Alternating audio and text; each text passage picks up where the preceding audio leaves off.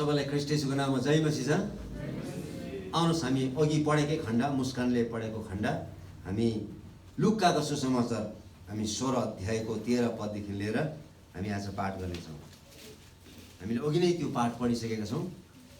लुकाको सुसमाचार 16 अध्यायको हामी 13 पददेखि लिएर हामी विशेष हामी 31 पदसम्म हामी पाठ गर्नेछौँ। र त्यहाँनिर विशेष लोभी फरिसीहरूलाई पाठ सिकाउनको निम्ति प्रभु यीशु ख्रीष्टले धनी मानिस र लाजरस गरिब मानिसको एउटा दृष्टान्त भन्नुभएको छ। त्यसको बारेमा हामी आज पाठ गर्नेछौँ है। यसकारण आजको मुख्य विषय भनेको चाहिँ लोभ गर्नु हुँदैन।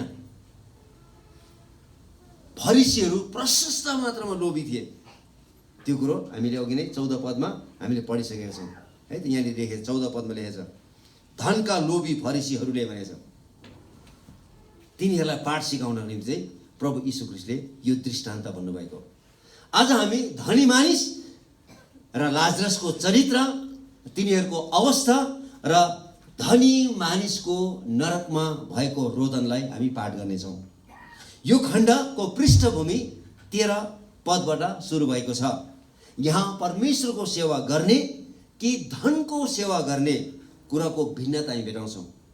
एकजना मानिसले दुईटा मालिकको सेवा गर्न सक्दैन, कि त परमेश्वरको सेवा गर्नु पर्यो कि त धनको सेवा गर्नु पर्यो भनेर चाहिँ प्रभु यीशु ख्रीष्टले फरिसीहरूलाई स्पष्ट पारिदिनु भयो। यसकारण आजको पाठमा पनि कि त हामीले परमेश्वरको सेवा गर्नु पर्यो कि त हामीले धनको सेवा गर्नु पर्यो। तर दुईटैको चाहिँ सेवा चाहिँ एकैचोटि गर्न पाइँदैन है भन्ने कुरो चाहिँ प्रभु यीशु ख्रीष्टले भन्नुभयो। फरिसीहरू लोभी थिए, 14 पदमा लेखिएको छ। तिनीहरूले आफैलाई मानिसहरूको अगाडि धर्मी ठहराउँदथे, जुन कुरो हामी 15 पददेखि हामी पढ्दै जान्छौँ। तिनीहरूले बप्तिस्मा दिने यूहन्नाको शिक्षालाई पनि इन्कार गरेको थियो र तिनीहरूले परमेश्वरको व्यवस्थालाई पनि इन्कार गरेको थियो र विवाह सम्बन्धी तिनीहरूले बेठिक प्रकारले प्रचार गरेको थियो, जुन कुरो हामीले 13 पददेखि लिएर हामी 18 पदसम्म स्पष्ट रूपले हामी यो कुरो प्रभु यीशु ख्रीष्टले फरिसीहरूलाई भन्नुभएको कुराहरू हामी पाउन सक्छौँ है। यहाँनिर के भनेको छ भन्दाखेरि चाहिँ, हेर है तिमीहरू एकदमै लोभी छौ, कि त तिमीले परमेश्वरको सेवा गर कि त तिमीले धनको सेवा गर। तर एकजना मानिसले चाहिँ दुईटा मालिकको सेवा गर्नु चाहिँ सुहाउँदैन र यो गलत हो भन्नुभयो उहाँले। र तिमीहरू लोभी भएको कारणले गर्दाखेरि चाहिँ हेर है तिमीहरूले के गरेछ त, बप्तिस्मा दिने यूहन्नाको शिक्षालाई पनि तिमीहरूले इन्कार गरेका छौ, धर्मशास्त्रमा लेखिएका व्यवस्थाको कुराहरूलाई पनि तिमीहरूले इन्कार गरेका छौ, र त्यति मात्र होइन विवाह सम्बन्धी पनि तिमीले ठिक किसिमको शिक्षा दिएका छैनौ।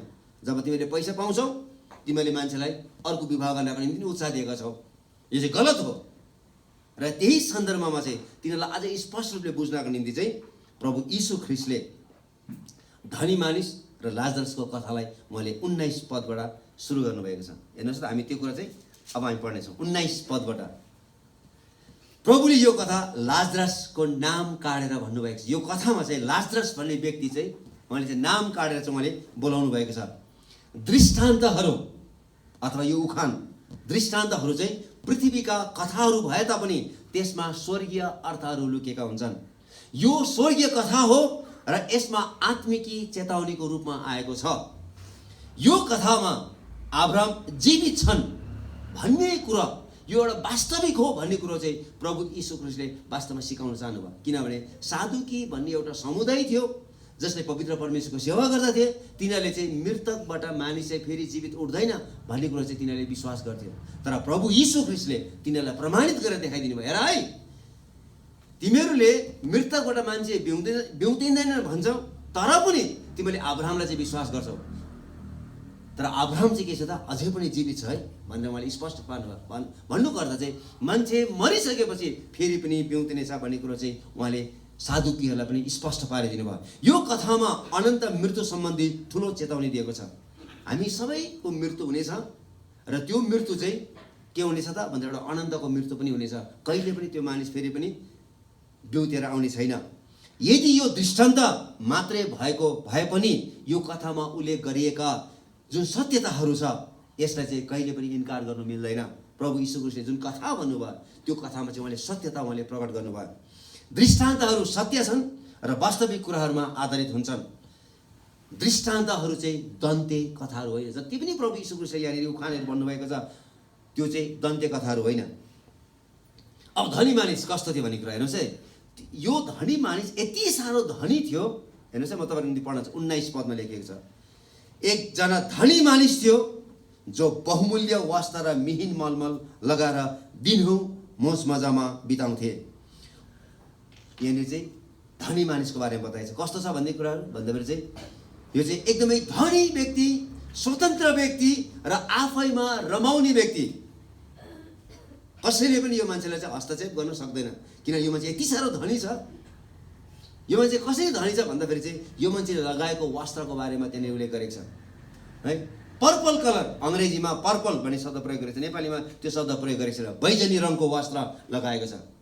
बैजनी रङको वस्त्र चाहिँ त्यति बेला चाहिँ एकदमै धनी भन्दा पनि धनी मानिसले र राजाको परिवारले मात्रै बैजनी रङको लुगा लगाउँथ्यो, अरू कसैले पनि लगाउँदैन थियो। गरिब दुखी मान्छेले बैजनी रङको लुगा नै लगाउँदैन थियो। र यो जुन यहाँनिर पर्पल भन्ने जुन शब्द प्रयोग, बैजनी भन्ने जुन शब्द प्रयोग गरेको छ, यो मानिस यति साह्रो धनी थियो भन्ने कुरा चाहिँ त्यसले देखाउँदछ। प्रेरितको पुस्तक 16 अध्यायमा हामीले पढ्यौँ भने त्यहाँनिर लिडिया भन्ने एकजना स्त्री छ जसले चाहिँ यो विशेष किसिमको यो बैजनी रङको वस्त्रको चाहिँ उसले चाहिँ व्यापार गर्ने गर्थिन्। प्रभु यीशु ख्रीष्टलाई पनि क्रुसमा चढाउनुभन्दा अगाडि चाहिँ यो बैजनी रङको लुगा लगाएको छ। यो कुरा यूहन्नाको सुसमाचार 19 अध्यायको 2 पदमा र 5 पदमा लेखेको छ। र यहाँनिर चाहिँ यो धनी मानिसले मिहिन मलमलको वस्त्र लगाएको छ। मिहिन भनेको चाहिँ एकदमै मिहिन, त्यो चाहिँ एकदमै धनी मानिसहरूले मात्रै लगाउने वस्त्र हो। यो गरिबहरूले लगाउँदैन थियो त्यति बेलाको जमानामा। पुरानो करारमा यस्तो किसिमको मलमलको लुगा चाहिँ याकुबको छोरा युसुफले लगाएको छ है। याकुबको छोरा युसुफले लगाएको छ। जब उनी मिस्र देशको राष्ट्र पुरै प्रधानमन्त्री भएको थियो त्यति बेला मात्रै त्यो लुगा लगाएको छ मलमलको, अरू बेला लगाएको छैन। पछि दाउदले आफ्नो सहर यरुशलेममा पवित्र परमेश्वरको सन्दुकलाई ल्याउनका निम्ति चाहिँ दाउदले सबै लेवीहरूले, गायकहरूले हैन, तर गायकका मुख्य कन्हैया भन्ने व्यक्तिले चाहिँ यो मलमलको लुगा लगाएको छ। पहिलो इतिहास 15 अध्यायको 27 पदमा लेखेको छ। यो धनी मानिसले लगाएको मिहिन मलमलको वस्त्र अति नै महँगो थियो, सस्तो खालको थिएन। तिनी एकदमै स्वस्थ थियो, हट्टाकट्टा थियो। यो मान्छेलाई चिनीको रोग है, दमको रोग, यो मान्छेलाई हाई प्रेसर त्यस्तो केही पनि थिएन। यो चाहिँ एकदमै स्वस्थ हट्टाकट्टा व्यक्ति थियो। त्यही भएर चाहिँ दिनै पछि यो चाहिँ भोजमा बस्थ्यो, मोज मजामा बस्थ्यो है, मिठो मिठो खान्थ्यो है त। अब यो रोग लागेको मान्छेले त खाँदैन नि मिठो मिठो, भोजमा जाँदैन नि, यसो हेर्ने बित्तिकै त भइहाल्छ, हो कि होइन। अब होइन तिनीहरूलाई खसीको मासु अगाडि राखिदियो भने बिपी भएको मान्छेले त खाँदैन नि, त्यो त छुँदैन पनि। तर यो मान्छे के छ, हट्टाकट्टा छ, सुस्वास्थ्य छ है। यो मान्छे चाहिँ दिनो भोजमा के गरेको छ त, सामेल भएको छ, मोज मजामा बसिरहेको छ। अब लाजरस कस्तो व्यक्ति थियो है, त्यहाँनिर 20 पदमा लेखेको छ। हेर्नुहोस् त लाजरस कस्तो व्यक्ति थियो भन्ने कुराहरू। उसको ढोकामा लाजरस नाउँको एकजना गरिब मानिसलाई ल्याएर राखिदिन्थे। त्यो घाउले भरिएको थियो। त्यस धनी मानिसको टेबलबाट झरेको टुक्रा टुक्री खाएर लाजरसले आफ्नो पेट भर्ने इच्छा गर्थ्यो। कुकुरहरूले पनि आएर त्यसका घाउहरू चाट्थे। लाजरस कस्तो थियो, एक बेकारी थियो। तिनले है अरूले दिएको भोजनमा चाहिँ तिनी बाँच्ने गर्थ्यो, अरूले दिएको टुक्रा टुक्रीमा चाहिँ त्यो मानिसले आफ्नो जीविका चलाउने गर्थ्यो। सबै कुराहरूको लागि, सबै थोकका लागि तिनले चाहिँ अरू मान्छेमाथि भरोसा गर्नु पर्थ्यो। तिनलाई त्यो धनी मानिसको ढोकामा दिनहुँ ल्याएर राखिदिन्थे, कसैले ल्याएर राखिदिन्थे, किनभने त्यो मानिस आफै नै घुमफिर गर्न सक्दैन थियो। त्यो मान्छे कमजोर थियो, त्यो मान्छे एकदमै घाउले शरीरभरि नै घाउ थियो र हिँड्न पनि सक्दैन थियो। तिनी अस्वस्थ थिए र तिनको शरीरभरि घाउ थियो। तिनले त्यस धनी मानिसको टेबलबाट झरेका टुक्रा टुक्रीहरू खाएर आफ्नो पेट भर्थे। कुकुरहरूले आएर त्यसको घाउहरू चाटिदिन्थे। तिनको अवस्था एकदमै नाजुक थियो, तिनी सहारा बिन्थे। कसैले पनि यो मानिसलाई चाहिँ हस्पिटलमा लगेर ट्रिटमेन्ट गर्नुपर्छ अथवा जचाउनुपर्छ भनेर कसैले पनि वास्ता गरेन। तिनको साथीहरू भनेको नै कुकुरहरू थिए, किनभने त्यसको शरीरभरि घावै घाउ थियो र अब चिलाउँथ्यो, उसले कन्याउन पनि गाह्रो हुन्थ्यो। यसो कुकुरहरूले आएर चाडिदिँदाखेरि उसलाई मन पर्थ्यो, यसको उसको साथीहरू भनेको नै कुकुरहरू थिए।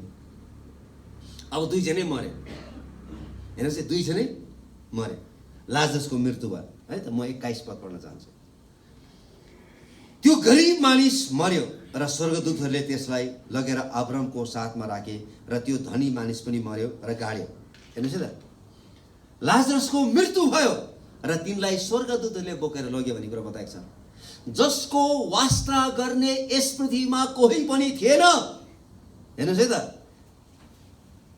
कोही पनि थिएन, पक्कै पनि त्यो मान्छेको दफन राम्रो भएन।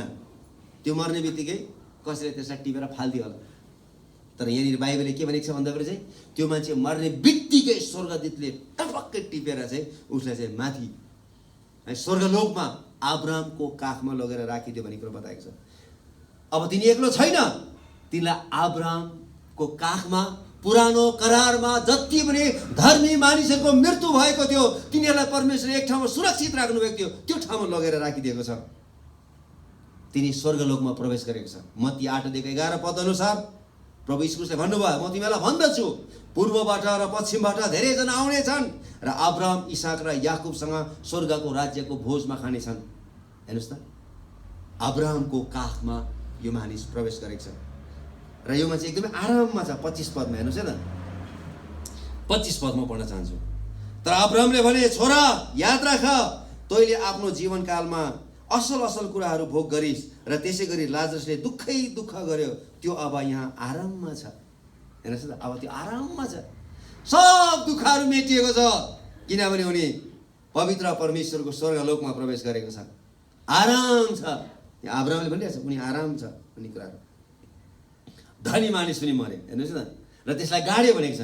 लाजरसलाई गाड्यो भनेको छैन, किनभने उसलाई गाड्ने कोही पनि थिएन र उसलाई स्वर्गदूतले टपक्क टिपेर लगेछ। तर यो धनी मानिस मर्दाखेरि हजारौँ मानिसहरू आएको छ, किनभने गाड्नको निम्ति त धनी मानिस छ, मिहिन मलमलको लुगा लगाएको छ है त। यसकारण चाहिँ धेरै मान्छेहरू आएको छ। पक्कै पनि है यो मान्छेको दफन कार्यक्रम भयङ्कर ठुलो भयो होला, केही दिनमै उसलाई गाडेको छैन होला, कति दिन लगायो होला उनीहरूलाई उसलाई गाड्नको निम्ति, किनभने उसको शरीरमा लेप लगाएको हुनुपर्छ। त्यहाँनिर रुनी मान्छेहरू आएको होला, त्यहाँनिर बिलाउन गर्ने मान्छेहरू आएको होला, त्यहाँनिर चाहिँ विभिन्न किसिमको मान्छेहरू चाहिँ होइन त्यहाँ चाहिँ भेट्नको निम्ति आएको होला। कतिजना मान्छेले भनिरहेको होला, हो कस्तो राम्रो मान्छे थियो भनेर। कतिजनाले आजकल याद गर्नुभएको छ, मरिसकेपछि मात्रै त्यस्तो बोल्ने गर्छ। तपाईँ जहाँसुकै जानुहोस् त, मान्छे मरिसकेपछि मात्रै, मान्छे नमरुन्जेल चाहिँ त्यो मान्छेको बारेमा कसैले पनि प्रशंसा गर्दैन। मान्छे मरिसकेपछि अब यो मान्छे कति राम्रो थियो, कस्तो मिसाजहरू थियो, सबैसँग मिल्थ्यो, भरे आफै मिल्दैन त्यति भन्छ। तपाईँ जहाँसुकै जानुहोस् न, हाम्रो क्रिस्चियन दफनमा हेर्न जानुहोस् न, मान्छेहरूले 2 शब्द भन्दै 1 घन्टासम्म बोल्छन्, यस्तो थियो उस्तो थियो उस्तो थियो, यति प्रशंसा गर्छ। जीवित हुन्जेलसम्म त्यो मान्छेलाई हेर्दै हेर्दैन। पक्कै पनि यो मान्छेलाई पनि थुप्रो मान्छेले बोलेको हुनुपर्छ। तिनले पाउनुपर्ने सबै किसिमको श्रद्धाञ्जलीहरू त्यो मान्छेले पाएको छ। पृथ्वीमा जतिसुकै त्यो मान्छेले मान र इज्जत र स्वरूप उसले पाए तापनि तिनले आफूलाई नरकमा भेटाएको छ है। त्यो मानिस कहाँ पुगेको छ त? नरकमा पुगेको छ। यो ठाउँ कसैले पनि देख्न सक्दैन, यो चाहिँ मृतकहरू जाने ठाउँ हो, मान्छे मरिसकेपछि जाने ठाउँ हो। अब यो धनी मानिस वेदनामा छ, म तपाईँलाई पढ्छु है 24 पद। यो मान्छे एकदम साह्रो वेदनामा छ। 23 पददेखि पढ्न चाहन्छु हेर्नुहोस् न। त्यो धनी मानिस मर्यो र गाडियो, नरकमा कठोर कष्ट भोगिरहेको बेला उसले नजर उठाएर हेऱ्यो, टाढामा अब्राम र उनको साथमा लाजरसलाई देख्यो। हेर्नुहोस् न, त्यही लाजरसलाई देख्यो जुन लाजरसलाई उसको ढोकामा सधैँ ल्याएर राख्थ्यो। यो मान्छेले कहिले पनि वास्ता गरेन है। हामीले कुकुरले टुक्रा फाल्छ नि, सायद त्यो मान्छे त्यसरी नै फालेर जान्थ्यो। अब यो मान्छे के भएछ? नरकमा छ। अनि उसले कराएर भन्यो है, हे पिता अब्राहम, म माथि दया गरेर लाजरसलाई पठाइदिनुहोस्। यो मान्छे कहाँ छ? अब वेदनामा छ, ठुलो सङ्कष्टमा छ, ठुलो कष्टमा छ। आगो धन्किरहेको बीचमा यो मानिस पोलिरहेको छ। तिनले आफ्नो नजर उठाएर हेऱ्यो र लाजरसलाई अब्रामको काखमा देख्यो। र त्यो धनी मानिसले लाजरसलाई आरामको ठाउँमा देख्दा कस्तो भएर तपाईँ विचार गर्नुहोस् त। नरकबाट माथि आफ्नो नजर उठाएर हेर्दाखेरि घाउै घाउ भएको मान्छे अब घाउ नै छैन। कति आराममा बसिरहेको छ, हाँसिरहेको छ, रमाइरहेको छ, सबै उज्यालो छ, जताततै रमाउट छ, खुसी छ। यो मान्छे के छ? आगोमा दन्किरहेको छ।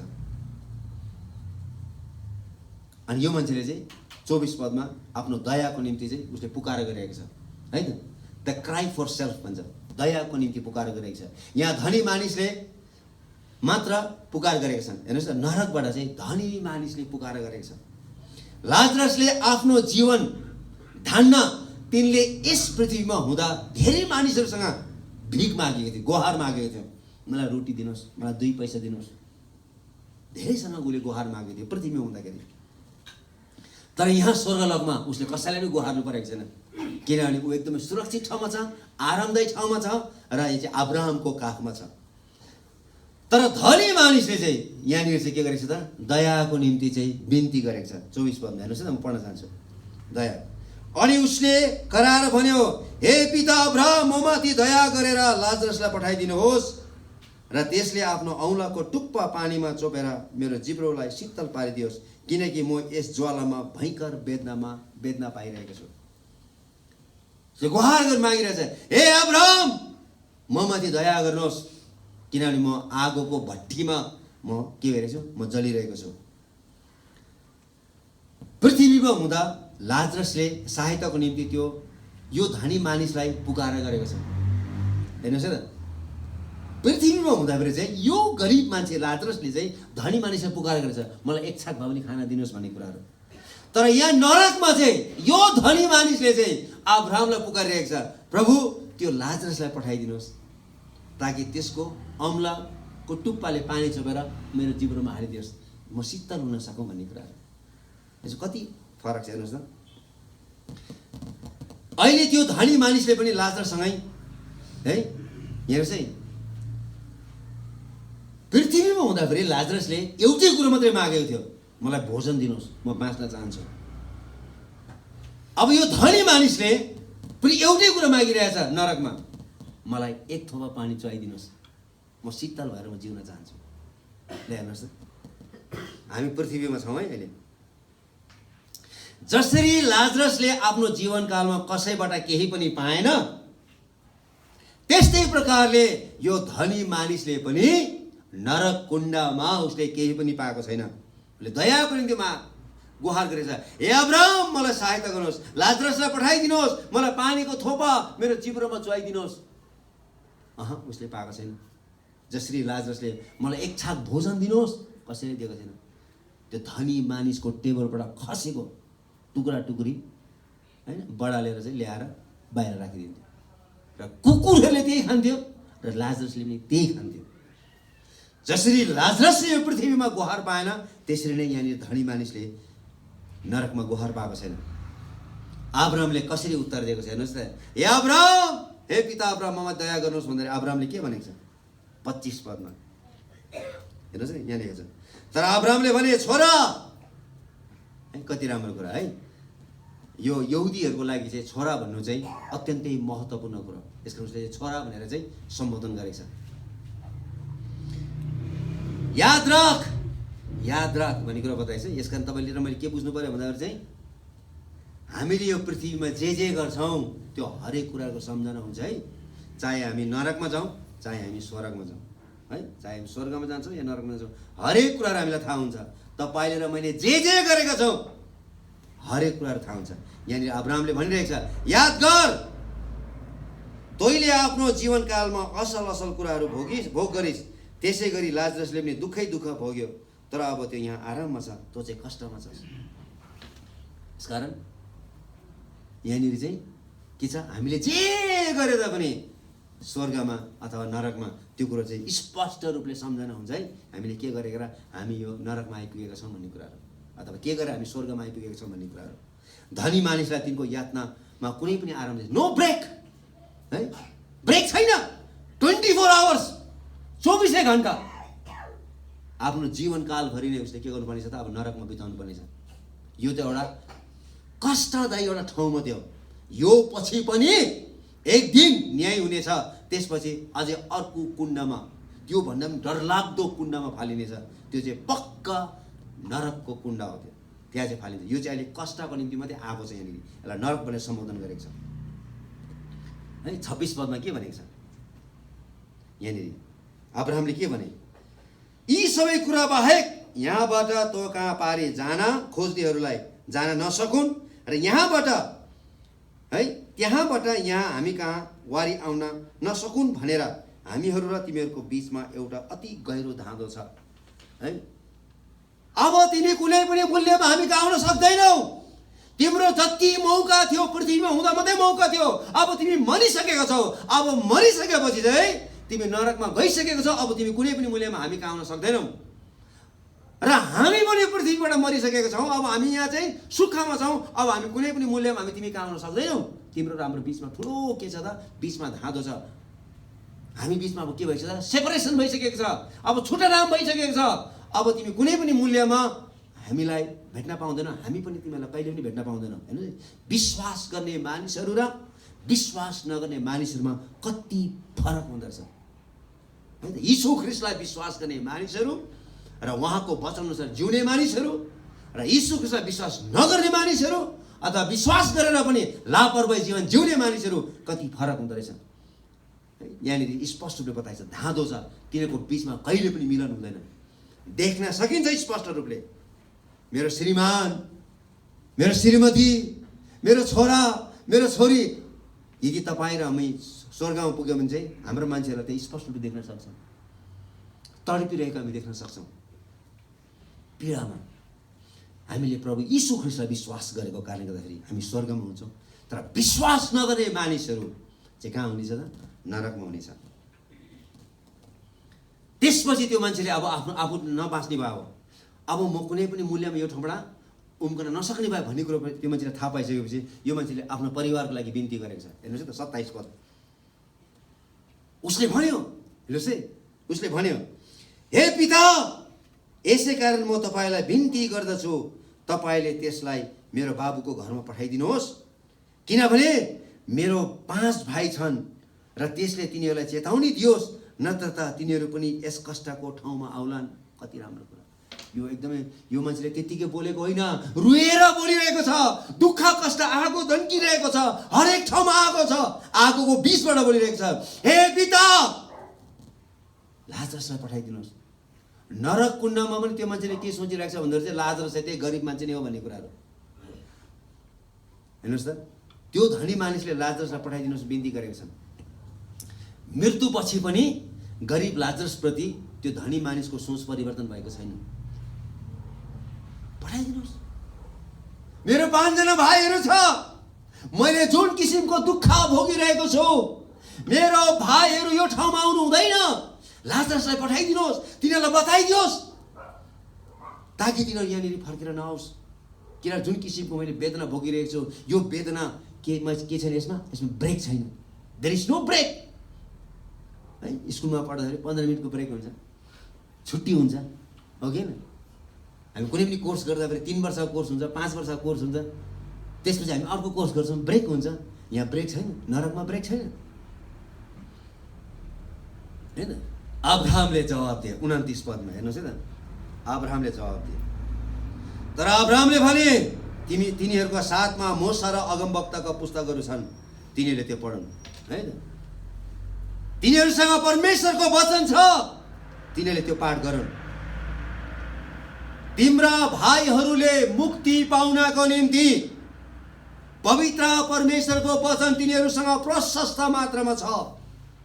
परमेश्वरको वचन सुन्ने र पालन गर्ने र ग्रहण गर्ने चाहिँ त्यो ठाउँमा जाँदैन। त्यो चाहिँ तिनीहरूको जिम्मेवारी हो।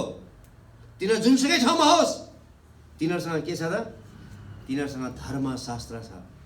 तिनीहरूले त्यसलाई पाठ गरोस्, त्यसलाई सुनोस् र त्यसलाई पालन गरोस् भनेर अब्राहमले उत्तर दिए। तर यो मान्छेले के भने? 30 पदमा धनी मान्छेले के भने हेर्नुहोस् न। तर त्यसले भन्यो, होइन पिता अब्राहम, मरेकोबाट कोही एकजना तिनीहरू कहाँ गयो भने त तिनीहरूले पश्चाताप गर्नेछन्। बल्ल यो मान्छेले थाहा पायो नरक कुण्डमा पश्चाताप भनेको के रहेछ भन्ने कुराहरू। संसारमा बस्दाखेरि यो मान्छेले गरिब मान्छेको वास्ता नै गरेन। यो मान्छेले खालि आफ्नो जीवन मोज मस्तीमा मात्रै बितायो। राम्रो राम्रो लुगा लगायो, राम्रो राम्रो खायो, राम्रो घरमा बस्यो, राम्रो कुराहरू उसले गरे। उसले गरिबको वास्ता गरेन, गरिबको फिक्री गरेन। र अहिले अब एकदमै पीडामा छ। अब उसले पश्चाताप गरिरहेको छ। उसले भनेको छ, हे अब्राहम, होइन होइन, त्यसो होइन, त्यसो होइन। मरेकोबाट एकजना गयो भनेदेखि चाहिँ तिनीहरूले पक्कै पनि पश्चाताप गर्नेछन्। बल्ल यो मान्छेले थाहा पायो पश्चाताप भनेको अर्थ के हो भन्ने कुराहरू। बल्ल थाहा पायो तिनीहरूले पश्चाताप गरौँ, तिनीहरू यो ठाउँमा नआउँ भन्ने उसको चाहना हो। कोही मानिस मृतकबाट जीवित भएर गयो भने तिनका भाइहरूले पश्चाताप गर्नेछन्। यो धनी मानिसलाई नरकको वेदनामा पश्चातापको कति महत्त्व छ भन्ने कुरो बुझेका थिए। तर अब्राहमले के भने फेरि अन्तिममा 31 पदमा उनले त्यसलाई भन्यो, मोसा र अगमवक्ताहरूका कुराहरू तिनीहरूले सुन्दैनन् भने मृत्युबाट जाने है, मृतकबाट कोही जीवित भएर गयो भने पनि तिनीहरूले विश्वास गर्ने छैनन्। देख्नुभयो त, तिनीहरूसँग परमेश्वरको वचन छ। जसले परमेश्वरको वचन सुन्दैन र पालन गर्दैन, मृतकबाट कोही मान्छे जीवित भएर गए तापनि तिनीहरूले सुन्दैनन् भन्ने कुरो बताएको छ। किनभने मानिसले जान्नुपर्ने र विश्वास गर्नुपर्ने सबै कुराहरू धर्मशास्त्र बाइबलमा लेखिएको छ। यदि कसैले धर्मशास्त्र पाठ गर्दैन भने र त्यसमा लेखिएका कुराहरूलाई पालन गर्दैन भने मृतकबाट कोही जीवित भएर आए तापनि विश्वास गर्दैनन्। ल अब भन्नुहोस्, तपाईँ धनी मानिसको पक्षमा हुनुहुन्छ कि लाजरसको पक्षमा हुनुहुन्छ? अथवा तपाईँ धनी मानिसको जीवन तपाईँ संसारमा हुँदाखेरि जिउन चाहनुहुन्छ कि लाजरसको जीवन तपाईँ पृथ्वीमा जिउन चाहनुहुन्छ? राम्रोसँगले विचार गर्नुहोस्। धनी मानिसले प्रशस्त with great pump and Splendor भन्छ अङ्ग्रेजीमा, त्यस्तो जीवन जिएको थियो। उसलाई बाटोमा हिँड्दा सबैजना हाई हाई गर्ने मान्छे मात्रै थियो, किन पैसा छर्दै हिँड्थ्यो हाई हाई हाई भन्ने। तर यहाँनिर एउटा यस्तो मान्छे छ जसलाई देख्ने बित्तिकै थु भरे कसरी भात खानु भन्दै नाक छोप्दै हिँड्ने मान्छेहरू। यो दुईवटा मान्छेको बारेमा हामी कुरा गर्दैछौँ। एकजना अब कहाँ छ? स्पष्ट जताततै आफ्नो छाया स्पष्ट रूपले देखिने ठाउँमा स्वर्गको है ढोकाभित्र छ, अब्राहमको काखमा। र एकजना कहाँ छ? पैसा बाँडिन्थ्यो बजारमा होइन, मान्छे बिनु। अब यहाँ के छ? नरकको आगो दन्किरहेको छ। एक थोपा पानी मात्रै पायो भने उसको शरीर शीतल हुन्छ भन्ने कुरो उसले महसुस गरिरहेको छ। एक थोपा पानीको महत्त्व कति हुन्छ भन्ने कुराहरू उसले त्यहाँनिर बुझेको छ। पश्चाताप के हो भन्ने कुरो नरकमा उसले महसुस गरेको छ। यो दृष्टान्त लोभी फरिसीहरूको फाइदाको लागि लेखिएको हो। लोभ चाहिँ दुष्ट कुरा हो, लोभ गर्नु हुँदैन भन्नु खोजेको है। अब हामीले अहिले कति धेरै लोभ गर्छौँ, हरेक कुराहरूमा लोभ गर्छौँ होइन। विशेष परमेश्वरलाई दिने कुराहरूमा, परमेश्वरको सेवामा लगानी गर्ने कुराहरूमा, गरिब दुखीलाई दिने कुराहरूमा होइन हामी कति धेरै लोभ गर्छौँ। यी दिनहरूमा हामी लोभ गर्नबाट हामी के हुनुपर्छ? होसियार हुनुपर्छ। लुका 12:15 यसरी लेखिएको छ, उहाँले तिनीहरूलाई भन्नुभयो, होसियारी रह, सबै किसिमको लालचबाट जोगिने काम गर, किनकि मानिसको जिन्दगी उसको धन सम्पत्तिको प्रशस्ततामा रहँदैन। स्पष्ट रूपले लेखेको छ लुका 12:15। हिब्रू 9:27 यसरी लेखेको छ, जसरी मानिसको निम्ति एक पटक मर्न निश्चित छ, त्यसपछि त्यसको इन्साफ हुनेछ। हामी हरेकजना हामी मर्नेछौँ। यदि प्रभु आउनु भएन भने, चाँडै आउनु भएन भने हामी सबैजना यो शरीरमा हामी मर्छौँ। त्यसपछि हाम्रो इन्साफ हुनेछ है। मर्ने बित्तिकै यदि साँचो रूपले हामीले प्रभु यीशुलाई विश्वास गरेका छौँ र उहाँको वचनहरूलाई पालन गरेका छौँ भनेदेखि चाहिँ हामी सिधै माथि। तर विश्वास गरेर पनि अटेरी ढिट ढोङ्गी जीवन जिउने, लापरवाहीको जीवन जिउने र कस्तो कस्तो मान्छेहरू पस्दैन भन्ने कुरा म पढ्न चाहन्छु है तपाईँलाई। त्यो पद कस्तो मान्छे चाहिँ स्वर्ग जाँदैन भन्ने कुरा, त्यस्ता मान्छे चाहिँ सिधै तल है आगोमा सिधै आगोमा है त। अझै तपाईँको शरीर मोटो छ भने त तपाईँको बोसोले झन् अझै दन्किन्छ त्यहाँनिर है त। पहिलो कोरिन्थी 15:56 यसरी लेखेको छ, धनी मानिसले मृत्युको खिल के हो भनी अनुभव गरेका छन्। मृत्युको खिल के हो भन्ने कुरा चाहिँ उसले पक्का अनुभव गरेको छ। मानिसको लागि दुईवटा ठाउँ मात्र छ, कि त उसले मुक्ति पाएर स्वर्ग जान्छ, कि त ऊ सदाको लागि नरकमा नष्ट हुनुपर्छ। दुईवटा ठाउँ मात्रै छ। कहाँ जाने हो? यो ठाउँ चाहिँ हामी प्रवासीहरू हो मात्र हो। यो ठाउँ चाहिँ हाम्रो घर होइन। तपाईँले एकदम स्पष्ट रूपले बुझ्नुपर्छ। मत्ती 25:46 लेखेको छ, तब धनीहरू अनन्तको दण्डको भागी हुनेछन् भने चाहिँ धनी हुनेहरू कहाँ हुन्छ अरे? धनीहरू स्वर्ग जाँदैन भन्नु खोजेन, धनीहरू पनि स्वर्ग जान्छ। तर तिनीहरूले चाहिँ पवित्र परमेश्वरलाई व्यक्तिगत रूपमा चिन्नुपर्छ, विश्वास गर्नुपर्छ र तिनीहरूले आफ्नो सम्पत्ति चाहिँ पवित्र परमेश्वरको राज्यमा लगानी गर्नुपर्छ। तर यहाँनिर चाहिँ मत्ती 25:46 स्पष्ट लेखेको छ, धनी मानिसहरू चाहिँ अनन्तको दण्डको भागी हुनेछन्, तर धर्मी जनहरू चाहिँ अनन्तको जीवनमा प्रवेश गर्नेछन् भन्ने कुरा बताएको छ। धनी मानिसले आफ्नो जीवन हेर्नुहोस् त, आफ्नो जीवन है कलवरीमा असल कुराहरूको उपभोग गरे है। यो पृथ्वीमा हुँदाखेरि चाहिँ आफ्नो जीवनकालभरि नै उसले के गरे त? एकदमै प्रशस्त मात्रामा उपभोग गरे, जसले गर्दा तिनी अहिले कहाँ छ त? वेदनामा छ। संसारमा हुन्छ त खुब मस्ती गरे गर्नुहोस्, के छ र? तर ठाउँ छ है, दुईटा ठाउँ छ।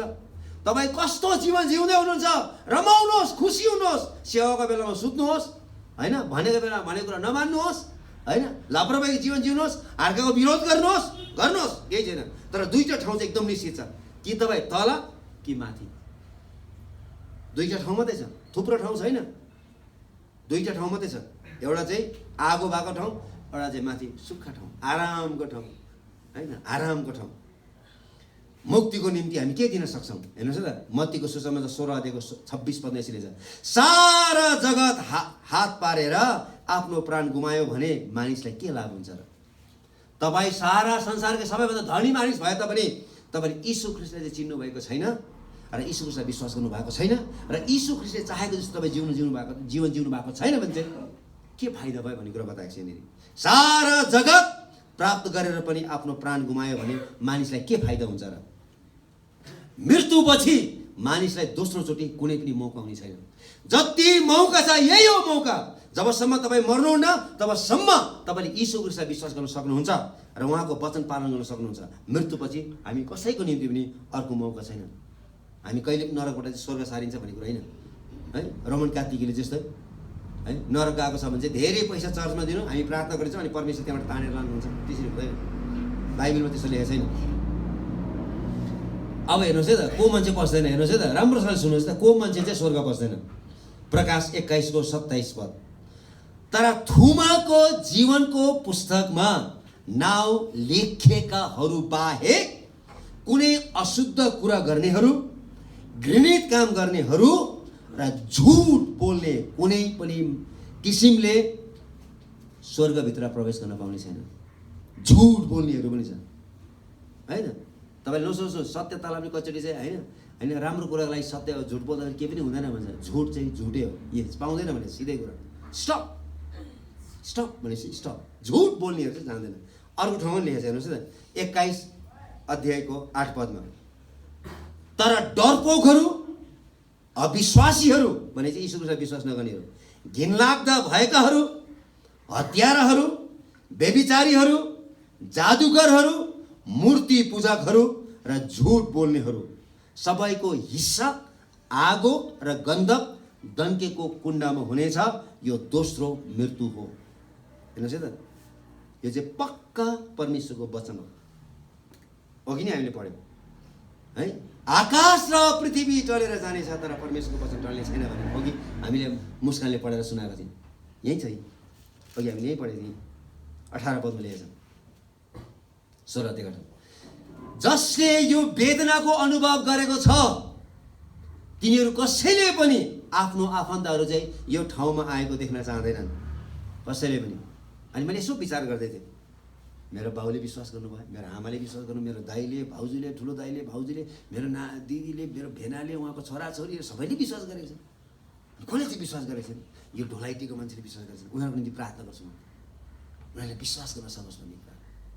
हेर्नुहोस् है, तर तिनीहरूले कोही पनि यो दर्दनाक वेदनाको ठाउँमा नआओस् भन्ने तिनीहरूको चाहना छ। किन तिनीलाई थाहा छ कति धेरै पोल्छ भन्ने कुराहरू। हामी थोरै गर्दा कति पोल्छ भनेपछि त्यो त आगोमै डुब्दाखेरि कस्तो हुन्छ होला। प्रभु येशूले धेरैचोटि नरकको बारेमा बोल्नु भएको छ। यसकारण हामी जतिलाई यो नरक छ भने विश्वास गर्छौँ, हामीले अरूहरूलाई पनि यो ठाउँबाट उम्किने एउटै मात्र उपाय येशू ख्रीष्ट हुनुहुन्छ भनेर चाहिँ हामीले अरू मान्छेलाई भन्नुपर्छ।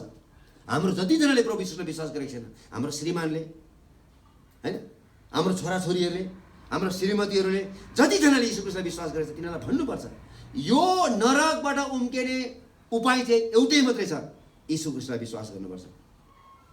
यो सत्य त उनीहरूलाई भन्नै पर्छ।